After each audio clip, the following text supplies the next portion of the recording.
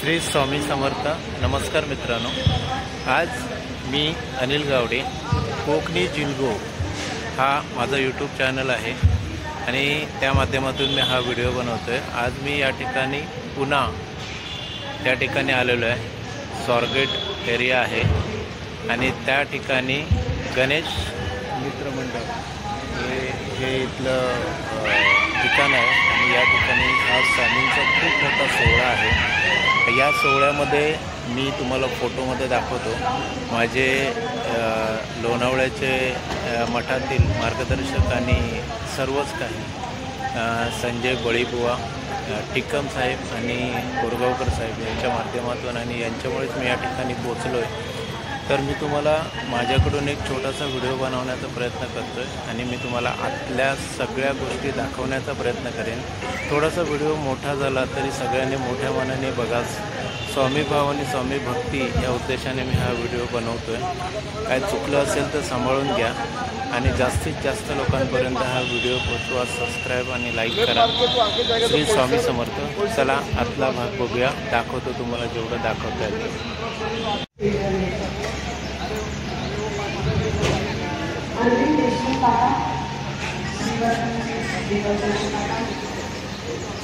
हे या ठिकाणची रांगोळी आहे, हे बघा श्री स्वामी समर्थ, खूप सुंदर। हा एंट्री गेट आहे, हे बघा या ठिकाणी एंट्री करतानाच्या गोष्टी आहेत। खूप सुंदर असं नियोजन। पहिला अत्तर लावला जातो, त्यानंतर टिक्का लावला जातो, त्याच्यानंतर पुढे जाऊन पेढा आणि पाण्याची बॉटल देऊन आतमध्ये एंट्री होते। तेव्हा मी तुम्हाला आतमधले एंट्री दाखवतो। हे दादा आहेत,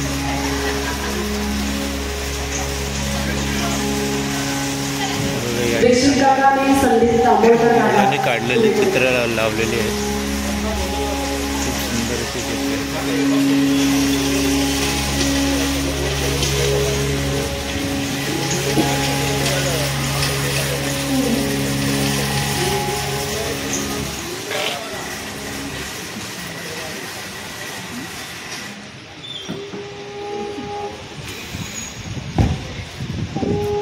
प्रशस्त असा हॉल आहे, अजून सुरुवात नाही झाली आहे।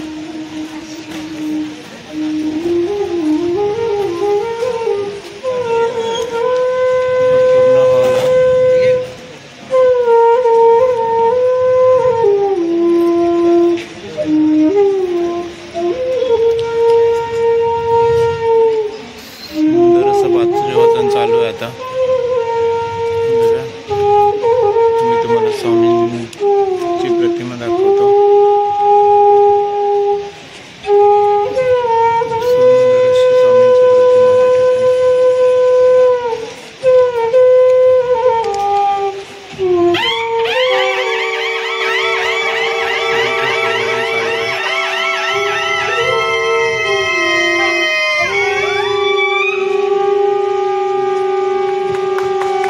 अनंत कोटि ब्रह्मांड नायक राजाधिराज योगिराज परब्रह्म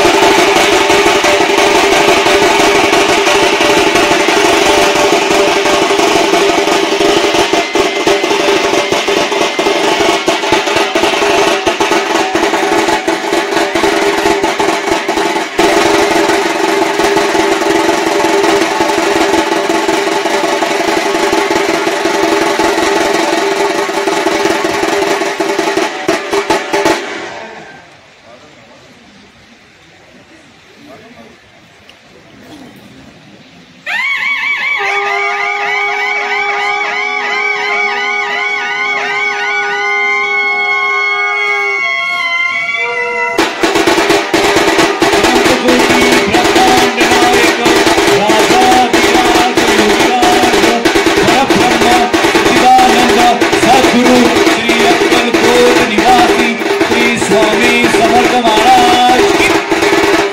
स्वामी समर्थ महाराज की जय. श्री स्वामी समर्थ महाराज की जय. अशी विनंती. प्रसन्न मुद्रा हृदयी करुणा वाणी अमृतमयी, परोपकारांचे कर्मजयांचे बंधू त्यांचे पायी, असे आमुचे अभिषेक निकम, असे आमुचे अभिषेक निकम स्वामी समर्थांचे शिष्य भोगती, असे आमुचे अभिषेक निकम स्वामी समर्थांचे. सद्गुरू स्वामी समर्थ महाराजांवर गेले 30 वर्षांहून जास्त काळ ऐतिहासिक शोध लिखाण म्हणजे ऐतिहासिक शोध मोहीम त्यांची चालू आहे आणि त्याच्यावर त्यांचं लिखाण सुरू आहे. स्वामी जयंती कशी साजरी करावी ही म्हणजे स्वामी सुतांच्या निरोपाचा व्याख्यानाद्वारे ते प्रचार करतात. 2002 साली अक्कलकोटी काय पाहाल या पुस्तकाचे अक्कलकोट श्री वटवृक्ष स्वामी मठात प्रकाशन झाले आणि 500 प्रतींपेक्षा जास्त प्रती 1.5 वर्षात संपल्या. 2005 साली मायमाऊली त्रैमासिकांचे एक हाती लेखन आणि संपादन प्रकाशन झालंय. 2005 साली श्री स्वामीसूत महाराज प्रस्थापित श्री स्वामी महापर्वणी उत्सवाचे सुमारे 70 वर्षांनी पुनरुत्थान झालं. 2019 साली श्री स्वामीसूत महाराज लिखित श्री स्वामी सहस्त्र नामावलीचे हस्तलिखितावरून प्रकाशन झाले. श्री स्वामी चरित्र सारामृत या ग्रंथाचं इंग्रजी भाषांतर होऊन अमेरिका कॅनडामध्ये त्यांचं नित्य पारायण झालंय.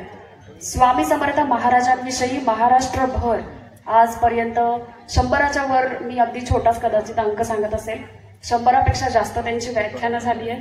आणि 2019 साली स्वामी सुतांच्या मूळ अभंगगाथेचे हस्तलिखित होऊन त्यांच्याकडनं प्रकाशन पण झालंय. आणि 2021 पासून श्री स्वामीराज माऊली, आता मी जे सांगते यात मला वाटतं कदाचित हे कोणाला नौखं नसणार आहे. श्री स्वामीराज माऊली ह्या श्री स्वामी समर्थ महाराजांवर अभ्यासपूर्व संशोधनात्मक युट्यूब चॅनलचं त्यांनी प्रसारण केलंय. आणि बरेच लोक इथे जे उपस्थित आहेत ज्यांना माहीत पडलं की मिलिंद काका येणार आहे तर अर्ध्याच्या वर संख्यात अशा आहेत की आम्हाला काकांना ऐकायचे जे आम्ही युट्यूबला ऐकतो त्यांचं वाट बघत असतो कधी तो एक छोटासा व्हिडिओ येईल आम्हाला काय माहिती मिळेल. आणि आज प्रत्यक्षात त्यांना पण ऐकलं तर सगळ्यात मिलिंद पिळगावकर काकांचे खूप खूप खूप आभार. आणि मी महेश वर्दे काकांना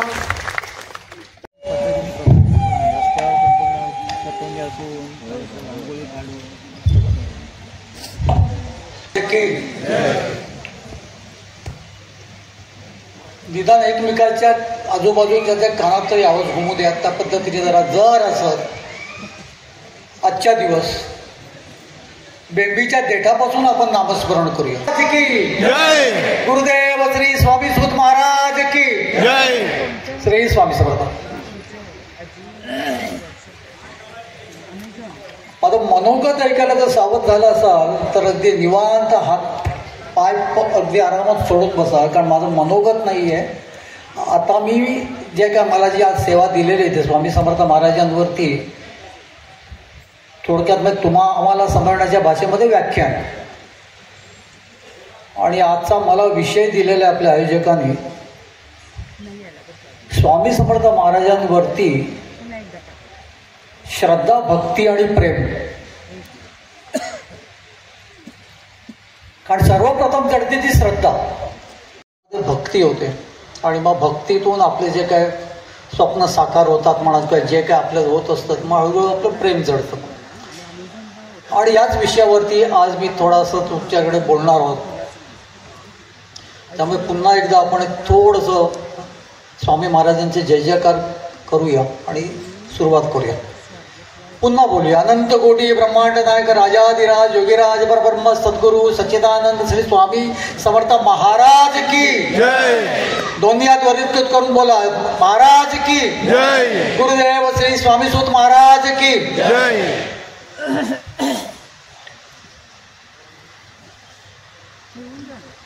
फक्त म्हणजे आपल्या दैवतावरती आपली श्रद्धा असणं फार महत्वाचं आहे. आणि ही श्रद्धा खऱ्या अर्थाने बसायला काही वेळ जातो. अगदी आपल्याकडे लहानपणापासून जरी आपल्याकडे एखादं आराध्य दैवत आपल्याकडे त्याचं पूजन होतं ते आपल्या तरी पण आपण त्या घरात जन्माला आल्यावरती आपले भरपूर आपल्यावरती संस्कार झालेले असतात. पण खऱ्या अर्थाने श्रद्धा जडायची जी वेळ असते ती प्रत्येकाच्या आयुष्यामध्ये ती लवकर जावी असं माझं मत आहे. कारण ती वेळ अशी असते की आपण सगळी शस्त्र खाली पडलेली असतात आपली. आपण ती खूप स्वतःला खूप अति बलवान समजत असतो, आपल्याला काही देवाची गरज नसते. आणि हे सगळं घडत असताना एकदम अचानक कुठेतरी आपण आपल्या आजच्या भाषेमध्ये बोलायचं तर हेल्पलेस होतो, हेल्पलेस. आणि अशा पद्धतीने आपण हेल्पलेस होतो, आपल्याला कळतच नाही नेमकं आपण काय करावं. प्राण कंठाशी आलेला असतो आणि अशा वेळेला आपलं जे काय आपल्याला सुचतं तो फक्त वरचा परमात्मा. कारण आपण हात पाय किती मारून सुद्धा आपल्याला काहीच होत नसतो. आणि ती जी हात ज्या आतुरतेने आपण त्याला मारतो त्या वेळेला मी असं म्हणेन की ती पहिली आपली श्रद्धा जी आहे ना तर ती जागृत होत असते. आणि त्या हाकेला ओ मिळालेली जी असते तिथून तुमचे सगळा तो सगळा प्रवास सुरू होतो. तोवर आपण कधीतरी आपल्या घरातल्यांच्या सांगण्यावरनं म्हणा किंवा काय म्हणा आपण देवाची परीक्षाच घेत असतो. कधी कधी आपण देवाकडे नमस सुद्धा करतो, माझा अमुक झालं तर मी तमुक देईन, तमुक झालं तर व्यवहार म्हणजे थोडक्यामध्ये. आणि व्यवहार किंवा नवस कधी होतात, ज्या वेळेला तुमचं देवावरती तेवढं श्रद्धा म्हणा किंवा प्रेम म्हणा किंवा भक्ती म्हणा ह्याच्यात काहीतरी कमतरता असल्याशिवाय तुम्ही नवस कधीच करत नाहीत. आपल्यापैकी ज्यांनी आतापर्यंत जे काही नवस केलेले असेल, फलद्रूप असतील काय असतील त्यांनी कृपया रागवू नका, कारण मी थोडंसं इथे परखड आणि स्पष्टच बोलतो. हे नेमकं कशासाठी आणि का आपण करू नये त्याच्याबद्दल मी पुढे येईनच. आतापर्यंत या अभिषेक दादांच्या कार्यक्रमामध्ये मी ज्या ज्या वेळेला आलेलो आहे त्या वेळेला मी स्वामी समर्थ महाराजांच्या स्वरूपावरती बोललेलो आहे. एकदा स्वामी समर्थ महाराजांच्या कृपांकित राजघराण्याबद्दल बोललेलो, अक्कलकोटच्या राजघराण्यावरती. पण आज मला अभिषेक दादांनी आणि या सगळ्या इथले जे आयोजक आहेत त्यांनी सांगितले की आजचा विषय आपण जरा काहीतरी वेगळा घेऊया,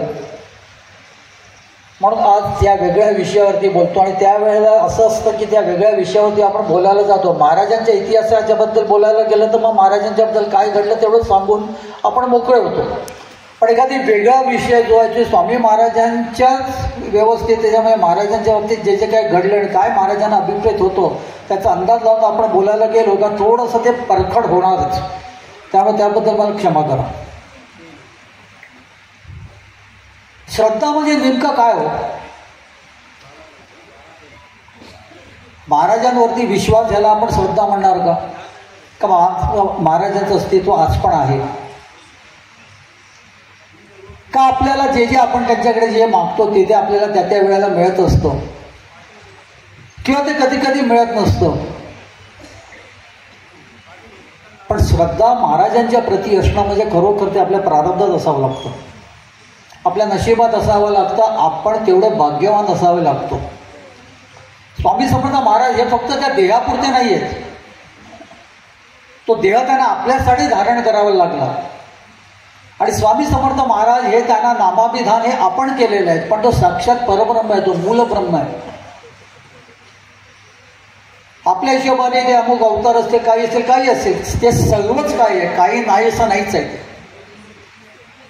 पण त्याही पलीकडे जाऊन जर त्यांनी हा देह धारण केला आहे आता सध्या, तर मग ते नेमके ते कोण आहेत? ते कोण आहेत ज्यांनी तो देह धारण केला? तर ते मूल ब्रह्म आहे. त्याला आकार नाही, उकार नाही, रूप नाही, रंग नाही, काहीही नाही आहे. म्हणजे एखादं निखळ पाण्याचं स्वच्छ तांबे आणि त्याच्यामध्ये जर समजा स्वच्छ पाणी असेल आणि त्याच्यामध्ये जेव्हा तुम्ही डोक्यावरून बघाल तेव्हा तुमचा चेहराच तुम्हाला दिसणार, तुमचंच प्रतिबिंब तुम्हाला दिसणार. त्या पाण्याचा रंग नसतो, काही नसतो, रूप नसतो, आकार नसतो, काहीच नसतो. आणि अशाच पद्धतीने स्वामी समर्थ महाराजांच्याकडे जे जे कोण त्यांच्याकडे गेले दर्शन घ्यायला, त्यांना त्यांचं आराध्य दैवत त्यांना महाराजांमध्ये दिसलेलं आहे.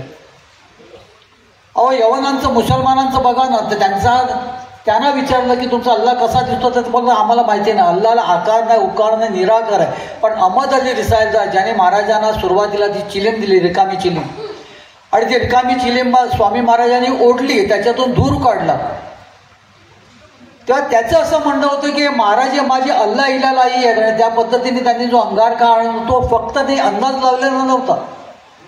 तर त्याच्या म्हणण्यानुसार त्यांनी चोरपणा त्याला हे असं सांगितलेलं की स्वामी समर्थ महाराज हे यांनी मला अल्लाच्या स्वरूपामध्ये दर्शन दिलेलं आहे. आता त्या निराकार अल्लाच्या स्वरूपामध्ये महाराजांनी त्यांना कसं दर्शन दिलं आणि त्याला नेमकं महाराजांमध्ये काय दिसलं ते त्याचा तोच जाणो. थोडक्यात काय तर महाराज स्वामी समर्थ महाराज यांना आकार उकार अजिबात नाही, ते मूल ब्रह्म आहेत, ते परमात्म्याचं स्वरूप आहेत. आणि अशा वेळेला हे असं स्वरूपाचं आपल्याला दैवत ज्यावेळेला लाभतं, म्हणजे आपल्या या उभ्या आयुष्यामध्ये आपल्याला असं काहीतरी आपलं समजा सगळे शस्त्र गळून जातात, आपल्या हातात आता काहीच उरत नाही, प्राण कंठाशी आलेला असतो, असं वाटतं की आपण आता संपून जावं. आणि त्यावेळेला आपण जी आतुरतेने ज्या आर्ततेने जी हाक मारत असतो परमात्म्याला की बाबा रे तू असशील खरोखर, तो मला तू घे, मला वाचव, मला सांभाळ. आता माझी परिस्थिती तशी आहे की मी काय करू. त्याच्या अगोदर आपण स्वतःचा बद्दल असं मोठा याने सांगत होतो, मी देव बी काय मानत नाही, पण तोच देव न मानणारा, स्वतःला नास्तिक म्हणून जे धन्यता लाभणारा, असं त्याला काहीतरी असं विशेष वाटणारा, एकदम अचानक देवाला हाक मारतो, स्वामी समर्थ महाराजांना हाक मारतो. आणि ती आर्ततेची हाक असते, त्याला महाराजांना ओ द्यावंच लागतं. महाराजांनी निर्माण केलेली अगंठ सृष्टी आहे, त्याच्यातलं एकही फूल जरी कोमेजलं तरी मला यावं लागतं, असं स्वामी समर्थ महाराजांनी खूप आनंदात महाराजांना सांगितलेलं आहे. त्यामुळे महाराज अत्यंत दयाळू, अत्यंत प्रेमळ, पण त्यांचं प्रेम आणि त्यांची दया यालाच फक्त आपण पात्र आहोत का. मध्यंतरी मला काही याची अशी माणसं भेटलेली जी आमच्या स्वामी समर्थ महाराजांच्या मठामध्ये, मी ज्या मठामध्ये नेहमी जातो, कांदेवाडीचा स्वामी सुतांत मठ, आता ताईंनी सांगितलं तो, आणि किंवा ठाकूरद्वारचा मठ, त्या मठामध्ये काही लोक मला दिसायची, ती एकदम अचानक गायब झाली. मग गायब झाल्याच्या नंतर कितीतरी महिन्यांनी मला कुठेतरी ती भेटली. मी म्हटलं काय मठामध्ये येत नाहीत, खरं सांगू का बेळगावकर, आम्ही आलो खरोखर श्रद्धेने, खूप आमच्या मनामध्ये स्वामी महाराजांच्या प्रती खूप भक्ती होती. म्हटलं मग यायचं का बंद केलं. सांगतो ना, आम्ही कितीतरी गुरुवार आलो, पण आमचे त्रास आहेत ते वाढतच गेले, आमची संकटं वाढत गेली. आणि त्यानंतर ते सांगता सांगता त्याने मला एक जो एक असं छानसं जो वाक्य बोलून गेलं, छान म्हणजे अगदी विनोदास्पद. खरं सांगू का, ज्यांना लाभले त्यांना लाभले, आम्हाला काय महाराज लाभत नाहीत. मी त्या माणसाकडे अगदी हातबीत मिळून नमस्कार केला आणि ताबडतोब निघालो, कारण त्याच्या पुढे तो काय बोलणार ते मला काही अजिबात कल्पना नव्हती. महाराज लाभत नाहीत. आपल्यापैकी कितीतरी लोक आपण स्वामी भक्त आहोत, स्वामींकडे आपण अगदी पूर्णतः आपण पूर्ण झुकून दिलेले आहेत. तूच मारायचं, तूच तारायचं, काय करशील ते माझं तूच कर, तुझ्या पलीकडे अलीकडे मला कोणीही माहिती नाहीये, माझं आराध्य दैवत फक्त आणि फक्त आणि फक्त तूच आहेस, तूच माझी आई आहेस, तूच माझा बाप आहे. प्रामाणिकपणे अशा पद्धतीने महाराजांना बोलणाऱ्या लोकांनी सांगावं की महाराज नेमकं काय, महाराजांनी त्यांना सांभाळलं नाही का, प्रश्नच नाही. त्यावरती मी माझ्या व्याख्यानात आणि माझ्या युट्यूब चॅनलमध्ये सुद्धा मी कितीतरी वेळ असं सांगितलेलं आहे. एक उदाहरण दिलेलं आहे जे मला सुचलं ते. बघतो, मला एक गोष्ट सांगा, आपण रस्त्याने चालत असताना आपल्याला एखादा घाणेरडा रुमाल दिसतो, शेंबूड बिंबूड त्याला भरपूर पुसलेला, त्याच्यावरती रोखलेला एकदम घाणेरडा रुमाल. आपण काय करतो, वाट बदलून जातो. आपण त्या रुमालाकडे बघतच नाही, बघितल्या क्षणी आपल्याला उलटीसारखं वाटतं. महाराज तो रुमाल उचलतात, स्वामी महाराज तो रुमाल उचलतात आणि तो रुमाल आपण असतो. आपले संबंध कर्माने आपले जे काही कृत्य केलेले असतो आपण आयुष्यभर, ह्या जन्मी गेल्या जन्मी सगळंच काय ते आपल्याला माहिती आहे. आणि आपण एकार्थी बरपटलेलेच असतो. आणि ज्या क्षणी महाराज आपल्याला उचलतात, महाराज तो घाणेरडा रुमाल ज्याला उचलतात, तुम्ही अशी अपेक्षा का करता की महाराजांनी तसाच्या तसा तो रुमाल जपून ठेवावा. आपले कपडे एखादा मळलेले असते तर आपण किती ते घासतो, किती पुसतो, त्याच्यावरती वेळ प्रसंगी याची ते ब्लिचिंग वगैरे सगळं काय घालतो, पण कपडा मात्र पांढरा शुभ्र व्हायला पाहिजे. आणि पांढरा शुभ्र करून आपण तो बाहेर काढतो. महाराज तेच करतात. महाराज आपल्याबद्दल तेच करतात. आपल्याला सगळ्या घाणेरड्या कृतीतून पूर्णतः मुक्त करतात, सगळं साफ करतात, आपलं चारित्र्य पूर्ण व्यवस्थित करतात. कारण आपल्याला नंतर पुढे स्वामी भक्त म्हणून मिळवायचं असतं. तोपर्यंत आपल्याला समजलेलं असतं की स्वामी समर्थ महाराजांची भक्ती म्हणजे आपली किती श्रीमंत आहे. स्वामी चरित्र सारामृतामध्ये एक वाक्य आहे, आम्ही आहोत स्वामी भक्त मिरवू नये गावात.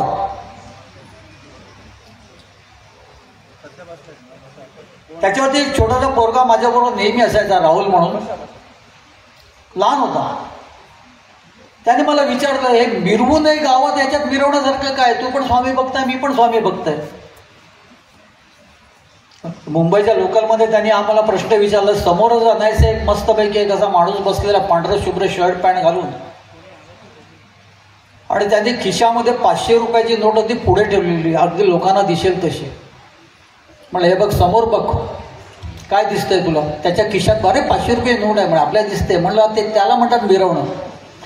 अरे 500 रुपयाची नोट त्याच्याकडे आहे, ती तो खिशात घालून मिरवतोय की माझ्याकडे 500 रुपयाची नोट आहे. बरोबर, त्या 500 रुपयाच्या नोटीसाठी त्यांनी ते त्या पद्धतीचं शर्ट शिवलं असावं की मी ती नोट अशी ठेवीन आणि सगळ्या लोकांना दाखवीन की माझ्याकडे 500 रुपयाची नोट आहे. अहो, तर 500 रुपयाची नोट किंवा 1000 रुपयाची किंवा 2000 जे काय असेल ते पैसे तो मिरवतोय. तर स्वामी भक्ती किती श्रीमंती आहे की फक्त आपल्याकडे हे बसले फक्त स्वामी भक्त सांगू शकतील. आणि म्हणून तिथे त्यांनी सांगितलेलं आहे की आम्ही आहोत स्वामी भक्त, हे मिरवू नये गावात. मग नेमकं काय करावं? आपण स्वामी भक्त आहोत आणि ते शासन आपण निमूटपणे सहन करतो. तो लाभत नाही मला व्यक्तीसारखे आपण कंटाळत नाही आहोत, कारण आपल्याला माहिती आहे आपण पूर्णतः इथेच आपण झुकून दिलेलं आहे. महाराजच आपल्याला जसे मारतायत, आज जसे आपल्याला झोडतायत, तसे आपल्याला ते सांभाळणार पण आहेत. पण महाराजांची साथ सोडून जर आपण लांब गेलो तर मग मात्र आपलं काही खैर नाही. ह्याची ज्यांना ज्यांना खात्री आहे आणि जे त्या पद्धतीने स्वामी भक्त झालेले आहेत. नुसते स्वामी भक्त म्हणणं फार सोपं आहे, अगदी सोपं आहे. आम्ही स्वामी भक्त, पण आपण स्वामी भक्त त्या अर्थाने आहोत का? आपण खरोखर महाराजांना झोकून दिलेलं आहे का? आपण खरोखर महाराजांनी केलेली सगळी शासनं जी आहे ती सहन करतोय का? तिथे पण प्राण कंठाशी येतो बरं का. मी कधी कधी मजेत बोलतो, अगदी पूर्ण ते करतात, लग्न करतात, लंगोट ठेवणे कुल्यावरती ठेवतात, एका तारेवरती ते कसरत करायला लावतात, पण खाली पडून देत नाहीत. आपल्या आईने सुद्धा आपल्याला वेळप्रसंगी लहानपणी भरपूर मारलेलं असेल, चोप दिलेला असेल, ते छडीने पडून काढलेलं आहे. आपल्यापैकी असं कोणीच नाही की त्याला ते आईचं ते प्रेम मिळालेलं नाहीये. आपलं आईचं प्रेम, आईवरचं प्रेम कमी झालं का त्याच्यामुळे कधी? हा, आपल्या लहान वयाच्यानुसार आपण कधी आईवरती रुसलो असावं, रुसला. स्वामींवरती सुद्धा ते हक्काने रुसावं. तेवढं प्रेम, तेवढी श्रद्धा, तेवढी भक्ती असल्याशिवाय तुम्ही तुमच्या दैवतावरती सुद्धा रुसणार नाही. मी स्वतः कितीतरी वेळा रुसलेलो आहे, खूप वेळा रुसलेलो आहे. आणि रुसलो म्हणजे किती, आता म्हणजे माझं वय बघून आहे जे तुम्ही हसाल, म्हणजे मी ज्या पद्धतीने रुसलोय. मी कधी कधी कामं होत नसल्यावर मी महाराजांना सांगतो, आजपासून तुझ्या पुढ्यात मी साखर ठेवणार नाही, आजपासून तुझ्या पुढ्यात मी दूध ठेवणार नाही. पण दुसऱ्या दिवशी सकाळी उठल्यावरती चहामध्ये साखर आणि दूध हे जेव्हा जातं तेव्हा तो चहा आपल्या तोंडाला लागत नाही. ते प्रेम असतं, प्रेम. महाराज काय आपल्या साखरेने आपल्या दुधेवरती आहेत का? ते आपल्याला सुद्धा माहिती असतं. घरोघरी लाखो करोडो घरामध्ये महाराजांना दूध आणि महाराजांना साखर ठेवलं जाईल. पण जो सकाळी उठल्यावरती आपल्या समोर चहा येतो त्याला आपण आपल्या घरच्या मंडळींना सांगतो की आजपासून मी चहा काळा पिणार, दूध नको, साखर नको. ते आपल्याला माहिती असतं. आणि मग हे दूध आणि साखर आपल्या चहामध्ये कितीतरी वर्षांनी कसं सुरू होतं हे आपल्याला कळत पण नाही. आपली कामं कधी झालेली असतात हे सुद्धा आपल्याला कळत. हे सगळं सांगायला गेलो तर खूप वेळ जाईल. पण ते प्रेम असायला पाहिजे. त्या प्रेमाने तुम्ही निश्चितच महाराजांकडे भांडा, अगदी भक्कमपणे भांडा. तुम्ही कुठच्याही पद्धतीने काही त्याची ठेवू नका, पण त्याच्या पाठी प्रेम असायला पाहिजे. आणि अशा पद्धतीची ज्या वेळेला श्रद्धा असते ना, ती खरी श्रद्धा, ती खरी श्रद्धा. श्रद्धा म्हणजे अगदी नेहमीच जाऊन तिथे स्वामी महाराजांच्या समोर ते बगळ्यासारखं डोळे बंद करून बसणं, आणि कुठेतरी आपण महाराजांच्याकडे स्मरणं आणि मग त्याच्यानंतर काहीतरी चुकल्यावरती 10 वेळा तोंडात मारून घेणं, याला श्रद्धा म्हणत नाही, याला म्हणतात भीती. महाराजांवरती प्रेम केलं, महाराजांवरती श्रद्धा तुमची एकदा बसली का तुम्हाला महाराजांची भीती वाटणार नाही. मग तुम्ही तुमच्याकडून ज्या ज्या वेळेला चुका होतील, काय काय होतील, त्याला तुम्हाला असं वाटेल नाही आपला बाप कोणतरी आपल्याला शासन करायला, आपल्याला शिक्षा द्यायला, आणि तो आपल्याला सुधरवणार, आपल्याला वटणीवरती लावणार, ते व्यवस्थितरित्या आपलं तो पालनपोषण सुद्धा तेवढ्याच जोमाने करणार. स्वामी बघतो आपल्याला कधी थांबणं गरजेचं आहे हे सुद्धा योग्य वेळेला कळायला पाहिजे. आपण अशा पद्धतीने श्रद्धा जेव्हा स्वामी महाराजांवरती ठेवतो तेव्हा निश्चितच आपलं एक पद्धतीने महाराजांची संधान आपलं लाभतं. आपल्याला आपल्या स्वामी समर्थ महाराजांची एक पद्धतीने कनेक्शन होतं, नकळत होत असतं आणि ते आपल्याला कळत असतं. काचेच्या पलीकडे जे कोण स्वामी महाराज आहेत त्यांचा आपल्याबरोबर रिस्पॉन्स आपल्याला मिळत असतो. अगदी साधारण सोप्या भाषेत तुम्हाला समजेल अशा भाषेत मी सांगतो, रिस्पॉन्स आणि तो आपल्यालाच कळत असतो फक्त. आणि हे जे काय कळत असतं, हे जे काय महाराजांच्याकडे तुम्ही बसत असता, त्याला तुम्ही उपासना म्हणा, काही म्हणा, जेव्हा तुम्ही महाराजांशी एकरूप होतात आणि त्याला महाराजांकडून तुम्हाला जो रिस्पॉन्स मिळत असतो, तो एक खरा भक्त असेल आणि खरा त्याची श्रद्धा असेल तर तो त्याच्या पुरताच ठेवतो. इथे योग्य रीतीने कुठे थांबणं जे मी तुम्हाला बोलतो ना, ते आपली झोळी भरते हे जेव्हा तुमच्या लक्षात येतं तेव्हा ते गावभरती हे बघा माझी झोळी भरत आली हे सांगण्याची गरज नाही. आणि त्यावर आपण स्वतःचा मोठेपणा करून घेण्याची सुद्धा गरज नाही. कारण तुम्ही अगदी योग्य ट्रॅकवरती आल्यावरती ह्या सगळ्या गोष्टी सहज घडत असतात.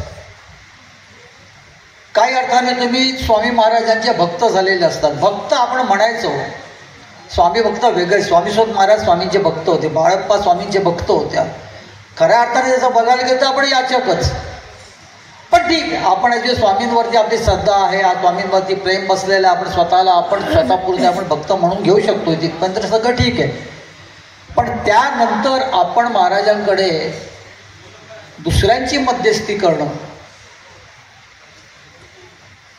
पेळगावकर स्वामी महाराजांचा निस्सीम भक्त आहे बरं का, एकदम निस्सीम भक्त. आपण त्यांच्याकडे जाऊया आणि त्यांना आपण सांगूया आपली काय कामं होत नसतील तर. आणि त्यावेळेला पेळगावकर हे 2 कान उघडून ज्याला तुमच्या समस्या ऐकायला बसतो आणि सांगतो की ठीक आहे, मी महाराजांना सांगतो तुमच्याबद्दल. त्यावेळेला तुमच्या भक्तीला आणि तुमच्या श्रद्धेला आणि तुमची जे काय स्वामी भक्त स्वतःला तुम्ही म्हणून घेताय त्याला उतरती कळा लागायला सुरुवात झाली असं समजायचं. कारण महाराजांकडे मध्यस्थी करण्याची अजिबातच गरज नसते कधी कोणालाही. महाराज ही आपली आई आहे, आई म्हणून तिच्याकडे प्रेम करा. तुम्ही जेव्हा भावंड असता ते एकमेकाकडे की आईकडे काय पाहिजे ते वडिलांकडे सांगता का? वडिलांकडे काय पाहिजे ते एक वेळ तुम्ही आईकडे सांगा. कारण आईवरती तुमचा तेवढा हक्क आहे, आईवरती तुमचं तेवढं प्रेम आहे. आईकडे मध्यस्थीची तुम्हाला गरजच नाहीये. आणि आईला पण कळत असतं नेमक्या वेळेला तुम्हाला काय पाहिजे असतं ते. तिथे मागण्याची गरज सुद्धा लागत नाही. आणि एखादी गोष्ट मिळत नाही तुम्हाला आईकडून, त्यावेळेला कुठेतरी तुम्ही जर तेवढं जर सुजाण झालेले असाल तोपर्यंत, म्हणजे अगदीच लहान वयामध्ये तुम्हाला मिळत नाही म्हणून तुमची नेहमीची तक्रार असेल, पण त्याच्यानंतर पुढे तुम्ही सुजाण झाल्यावरती तुम्हाला कुठेतरी कळत असतं की ती गोष्ट आपल्याला योग्य नाही आहे म्हणून ती आपल्याला मिळत नाही, म्हणून आपली आई आपल्याला देत नाही आहे. पण आपण कोणाची मध्यस्थी करत नाही. आणि म्हणूनच स्वामी समर्थ महाराजांकडे कोणासाठीही आपण मध्यस्थी करू नये. उलट आपल्याकडे जर कोण आलं तर आपण त्यांना सांगावं बाबा रे, स्वामी महाराजांकडे मध्यस्थी कधीच चालत नाही. तू तिथे जा, महाराजांचा कश पकड. मी कधी ते सांगतो गमतीने, आमच्याकडे काय पोरं येतात, बरं स्वामी महाराजांना त्या काहीतरी बोलतोय ना, म्हणजे हा सिद्ध असं समजूनच येतात बरं का. आल्या सरळ स्वामींच्या ऐवजी आपल्याच पायावरती पडतात. हात बीत जोडून एवढे असे काय होतं की अरे बापरे, अगदी एकदम गोगल गाईसारखे. माझं असं काम नाही होतो, तसं नाही तर म्हटलं मी काय करणार. म्हणलं मी वाचतो, शोध घेतो, महाराजांनी मला जिथे जिथे हिंडायला लावलं तिथे हिंडतो, तिथून माहिती घेतो आणि तेवढी मी तुमच्यापर्यंत पोचवतो. स्वामी महाराजांची माहिती सांगतो म्हणून तुम्ही मला सांगणार तुमच्या समस्या आणि मी ऐकणार आणि मी महाराजांकडे प्रार्थना करणार आणि जे काय घडतंय तो माझा रुपया सुद्धा मोडेल. वरती काय मिळायचं सोडूनच दे, माझ्याकडे जो काय रुपया जो ठेवलेला आहे महाराजांनी तो सुद्धा मोडून जाईल. मग इथे हा भान असायला पाहिजे, इथे हे तुम्ही याचे सतर्क असायला पाहिजे का तुम्हाला नेमकं थांबायचं कुठे आहे हे फार गरजेचं आहे.